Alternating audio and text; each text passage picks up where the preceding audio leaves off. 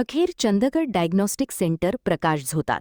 मालमत्तेप्रकरणी न्यायालयाने दावा फेटाळल्याची Chandgad medical association अध्यक्षांची पत्रकार परिषदेत माहिती.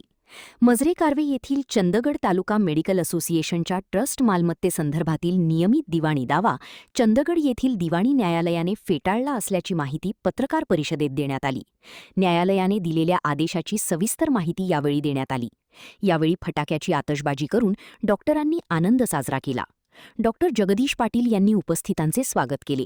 त्यानंतर डॉक्टर एकनाथ पाटील यांनी न्यायालयीन आदेशाची सविस्तर माहिती देताना सांगितले की मजरे कार्वे येथील गट क्रमांक 305 मधील ट्रस्टच्या मालकीच्या जागा व इमारतीसंदर्भात दाखल करण्यात आलेला हक्क जाहीर करण्याचा व कायम मनाईचा दावा दिवाणी न्यायालयाने फेटाळला आहे.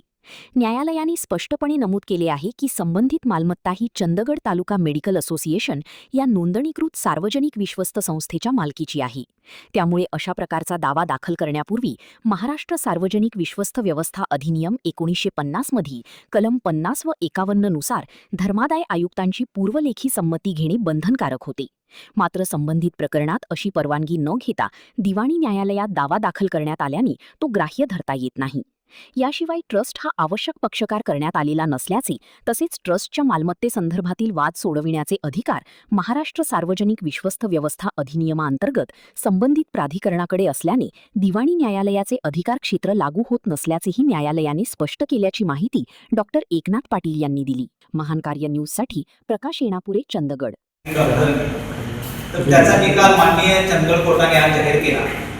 तर केवळ मनाई ऑर्डरच नव्हे तर संपूर्ण दावाच कोर्टाने आज रद्द केला आणि हाच दिग्विजय साजरा करण्यासाठी आम्ही असोसिएशनच्या सर्व मेंबरकडे तुम्हाला आधी आमंत्रित करत आहोत.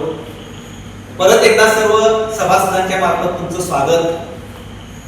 कारण ज्या उदात्त हेतून कैलासवासी डॉक्टर शेटियारकर, कैलासवासी डॉक्टर जोशी सर मानगाव, कैलासवासी डॉक्टर भगवान पाटील सर चंदगड, कैलासवासी डॉक्टर गोडाळ सर चंदगड यांनी ही संस्था उभी केली होती, आजचा विजय आणि त्यांना समर्पित करतो. या पद्धतीनं डॉक्टर चंद्रकांत शिंदे या व्यक्तीनं हा दावा ज्या प्रकारे चंदगड कोर्टात दाखल केला होता आणि त्यामुळे संपूर्ण महाराष्ट्रात वैद्यकीय क्षेत्रामध्ये काम करणाऱ्या सगळ्याच संघटनांचं लक्ष ह्या दाव्याकडे होतं. एवढंच काय तर Kolhapur bar association, Chandgad bar association, Chandgad taluka medical association वरती प्रेम करणारे सर्व हितचिंतक आणि ह्या वास्तूकडे बघून डॉक्टर होण्याचं स्वप्न बाळगणारे चंदगड तालुक्यामधील सर्व तरुण आणि अर्थातच अगदी संवेदनशील पत्रकारिता म्हणून चंदगडकडे जे बघितलं जातं ते सर्व पत्रकार मंडळींचं विशेष असं लक्ष या खटल्याकडे होतं.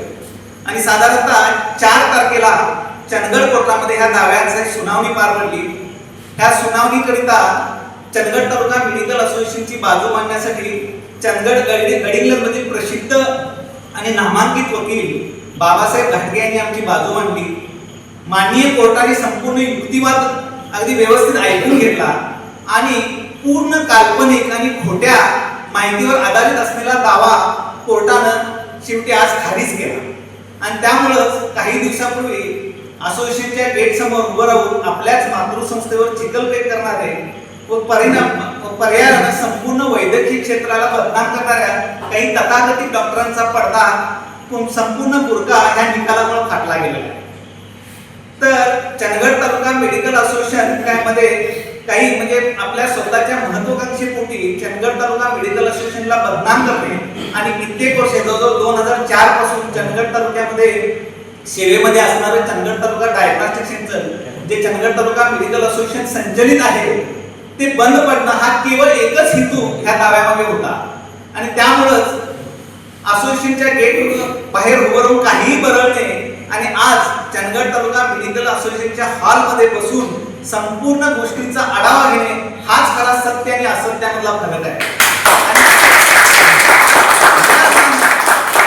खऱ्या अर्थानं सत्याचा विजय झालेला आहे. एवढंच मी आपल्याला तुम्हाला या पत्रकार परिषदेत सांगावंसं वाटतं. आणि उद्यापासून ह्या दोन्ही संस्था परत एकदा चंदगड तालुका मेडिकल असोसिएशन आणि चंदगड तालुका डायग्नॉस्टिक सेंटर परत एकदा चंदगड तालुक्यातील जनतेसाठी पूर्ववत कार्यरत राहतील एवढी मी तुम्हाला ग्वाही देतो आणि मी थांबतो.